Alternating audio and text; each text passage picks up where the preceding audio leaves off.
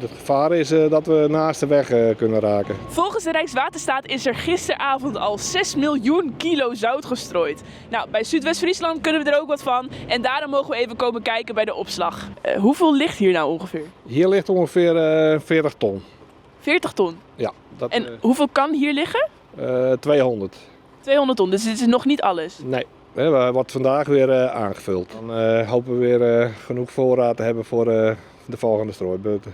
Want wanneer zijn de volgende strooibeurten? Nou, dat is natuurlijk lastig te bepalen. Hè.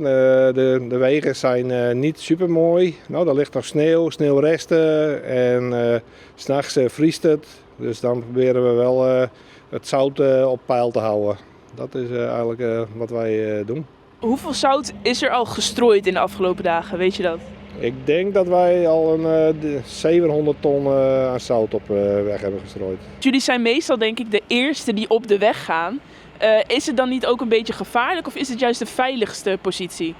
Nee, het is natuurlijk de gevaarlijkste situatie. Zeker met sneeuw zie je soms de wegen niet meer. Dan zie je eigenlijk alleen maar, zeker als het sneeuwt, dan heb je ook de sneeuwvlakken op de ramen. Nou, en dan is alles, dan zitten geen sporen. Dus dan moet je eigenlijk je eigen pad zoeken. Dus het gevaar is dat we naast de weg kunnen raken. Ik had wel een beetje gelezen dat zeg maar, ook in andere landen dan zand wordt gestrooid. Maar waarom strooien wij dan zout? Wij strooien met zout, zeg maar, omdat het hier in Nederland meestal niet heel erg vriest.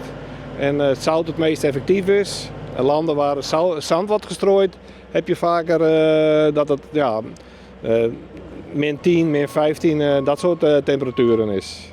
Maar zoveel gaat het niet meer vriezen in Nederland. Ik hoop het wel, dan krijgen we misschien de Elfstedentocht. Wie weet, dat zou kunnen.